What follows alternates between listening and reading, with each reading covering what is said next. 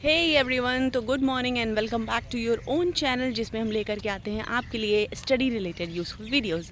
So today's video is going to be all about those जिनका exam 5, 10, 6, 7, 8 number से रह जा रहा है और 2 से 3 एग्ज़ाम में यही केस उनके साथ हुआ है, यही सेम सिनेरियो रिपीट हुआ है and still they are very much demotivated कि government job is not my cup of tea, या मेरी किस्मत ही ख़राब है, मेरा सिलेक्शन नहीं होता है, कुछ कुछ नंबरों से रह जाता है। तो ये वीडियो उन्हीं के लिए है।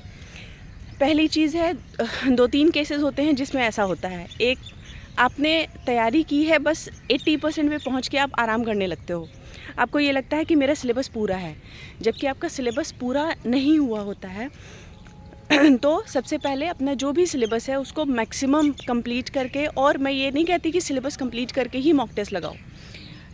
आप मॉक टेस्ट तब भी लगा सकते हो जब आपने शुरुआत की हो नई नई स्टडीज़ की, ठीक है। दूसरा point, prepare for to be a topper. Prepare to be a topper मतलब आपको जो तैयारी करनी है वो इस लेवल की करनी है कि आप टॉपर में आ जाएं। जब आप टॉपर लेवल के लिए तैयारी करते हो, then only you may stand among those who are passed out, that too on a very much good level, है ना। तो you should be preparing for to be a topper in an exam, any exam, कोई भी exam हो, आपका school का exam हो, आपका कॉम्पिटिटिव एग्ज़ाम हो। अगर आप ये चीज़ दिमाग में रखते हो ना कि जब आपका गोल ही इतना ऊंचा होगा तो आपका सिलेक्शन 100% हो जाएगा, ठीक है। And my third tip is accept your flaws. आप में जो कमियां हैं, जो एरर आपने किए हैं, वो आप एक्सेप्ट करो। जैसे कि अगर आपको पता है कि आपका ये पर्टिकुलर टॉपिक कमज़ोर है, तो उसको नज़रअंदाज ना करके उसको कोशिश करिए समझने की कि आखिर क्यों मेरे इस पर्टिकुलर टॉपिक पे नंबर कट जाते हैं। जब आप इस तरह से इस स्ट्रैटेजी के साथ में सॉल्व करोगे कोई भी क्वेश्चन, जैसे मान लो अगर मुझे हिंदी की बात करते हैं, सबसे ईजीएस्ट सबको लगता है और सब लोग सोचते हैं अच्छा मेरे 20 में से मान लो 10-15 मार्क्स आ रहे हैं तो आई एम गुड इनफ, है ना। ये मैं एक एग्जांपल दे रही हूँ, लेकिन आपको जो ऑप्ट करना है, आपको जो प्रिपरेशन करनी है वो कितनी करनी है, 20 में से 18 मार्क्स की। तो देखिए वो 5 मार्क्स जो गायब हो जा रहे हैं वो कहाँ जा रहे हैं। संधि नहीं आ रही है, या समास नहीं आ रहा है, या पैसेज में गलत हो जा रहा है ना। इसी तरह से मैथ्स के लिए लोगों में बहुत फोबिया रहता है कि ma'am mensuration is not my cup of tea, या ट्रिग्नोमेट्री नहीं होता मुझसे। ट्रिग्नोमेट्री सब एग्ज़ाम में नहीं आता है, मैं एग्जांपल दे रही हूँ बस। प्रॉफिट लॉस हमें नहीं आता है, या सिंपल इंटरेस्ट में अलग अलग स्टेटमेंट बेस्ड जब क्वेश्चन आते हैं तो हम परेशान हो जाते हैं। तो उसके लिए आप ये कर सकते हो कि एक दिन में एक टॉपिक लीजिए, पर्टिकुलर कोई भी एक टॉपिक। मान लीजिए आपको सिंप्लीफिकेशन नहीं आ रहा है, आप बॉडमास रूल नहीं अप्लाई कर पा रहे हो, तो आप क्या करो, सिंप्लीफिकेशन का पहले कॉन्सेप्ट समझो, बेस से लेकर के एडवांस तक।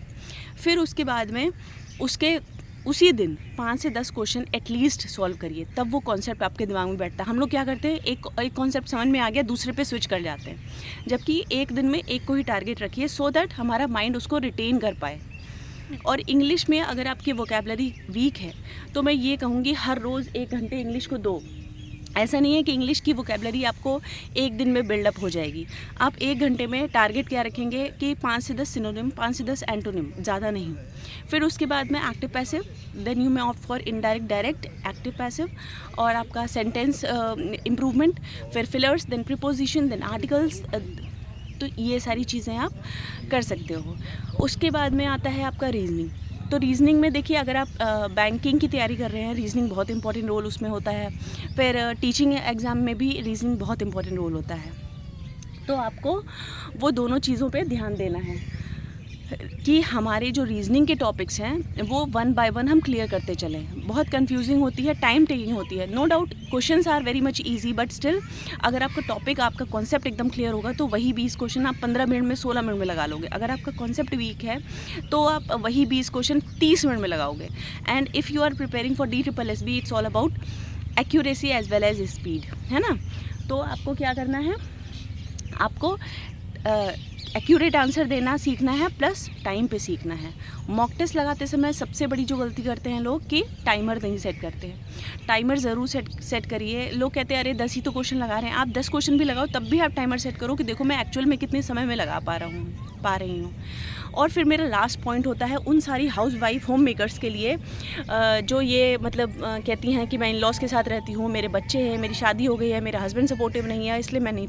देखिए जब हम किसी भी मंजिल पे पहुँच जाते हैं ना, तो ये कहना बड़ा आसान होता है कि yes I was the one जिसने मैंने अकेले के दम पे सब कुछ अचीव किया है। जबकि आपको जिस दिन आप ग्रैटिट्यूड अदा करना सीख जाएंगे ना, you should be always be thankful to whatever you have. आप हर एक चीज़ को डिसएडवांटेज की जगह एडवांटेज में बदलना सीखिए। मान लो आपकी मदर इन लॉ हैं घर पे, उनके पास थोड़ी देर अपने बच्चों को भेज दीजिए। या कुछ लोग कहने आएंगे कि नहीं हमारी मदर इन लॉ इतनी भी सपोर्टिव नहीं है, तो आई डोंट थिंक, बहुत रेयर केस में ऐसा होता है कि दादी को उनके अपने नाती पोतों से प्यार ना हो। और दूसरी इम्पॉर्टेंट चीज़ है कि घर के काम, तो घर के काम मैं भी करती हूँ एंड मेरे इन लॉज भी हैं, और ऐसा नहीं है कि एकदम मैं अकेली दुनिया में आई थी, एलियन हूँ। तो लेकिन यहाँ अभी जहाँ फ़िलहाल हूँ वहाँ अकेली हूँ। तो देखिए अकेले रहने के भी अपने ही अलग ही जो भी मतलब वो भी आसान नहीं होता है। और इन लॉज के साथ में मैं इनफैक्ट वहाँ जब जाती हूँ तो मेरा टाइम बचता है, क्योंकि मेरे बच्चे वहाँ पर डेविएटेड रहते हैं, तो मैं और ज़्यादा पढ़ाई कर पाती हूँ। यहाँ पर क्या है, काम ख़त्म भी हो गया, then also I have to handle my kids. ठीक है, तो जो लोग इन लॉज, जो लोग फैमिली के साथ रह रहे हैं, उसको वो एक कमी ना सोच करके एक अच्छाई समझें। और जब आप ये समझना शुरू कर देते हो, ऑटोमेटिकली चीज़ें बदलने लगती हैं। आप एक टाइम सेट करो कि हाँ मैं 2 घंटे में ये काम ख़त्म कर लूँगी। ये नहीं कि ये फैला है लाओ ये भी बटोर ले। एक बार मान लो आपने 2 घंटे के बाद डिसाइड किया मैं पढ़ने बैठूँगी, तो 2 घंटे के बाद बैठ जाओ। ठीक है, और अपने जो भी इन लॉज हैं उनसे थोड़ी बहुत हेल्प भी लेने में कुछ गलत नहीं है। जैसे मम्मी, उसमें कोई शर्म नहीं है कि मम्मी मैं पढ़ रही हूँ, थोड़ा सा आप चाय बना देंगी क्या। और आप जिस दिन खुश होकर कहेंगी mother in law definitely would help. या आपका ब्रदर इन लॉ है, उनके पास भी बच्चे खुश हैं, या आपका और कोई मार्केट रिलेटेड काम है तो वो आप उनसे करा सकते हो। तो देखिए कमी सब जगह है, कोई परफेक्ट नहीं होता। जो IAS PCS बनते हैं, इतने बड़े एग्ज़ाम को क्रैक करते हैं, इवन वो भी कभी कभी आप देखते होंगे बहुत ही डाउन ट्रॉडन फैमिली से आते हैं, बट स्टिल वो इतनी हाइट पे पहुंचते हैं। क्यों? क्योंकि वो अपनी कमियों को एज अ चैलेंज एक्सेप्ट करते हैं। ठीक है, विद दैट सेड आज की वीडियो में ख़त्म करती हूँ। बातें अच्छी लगी हों तो चैनल को सब्सक्राइब कर देना, वीडियो को लाइक कर देना, and keep on supporting guys. आपने पिछले 1 महीने में जितना मुझे मेरे चैनल को ग्रो दिया है ना, मैंने अभी 24 से अपलोड करना स्टार्ट किया, but still you all supported me a lot. Thank you for that, I am really grateful. तो इसी तरह से साथ बनाए रखिएगा, वीडियो को लाइक कर देना, किसी अपने के साथ शेयर कर देना जिसको लगता है कि अब उससे नहीं होगा। डेफिनेटली आप कर सकते हो, सबके पास सेम IQ का लेवल थोड़ा बहुत डिफरेंस कर सकता है, बट आप अपनी मेहनत से सब कुछ कर सकते हो। चलिए, थैंक यू फॉर वॉचिंग।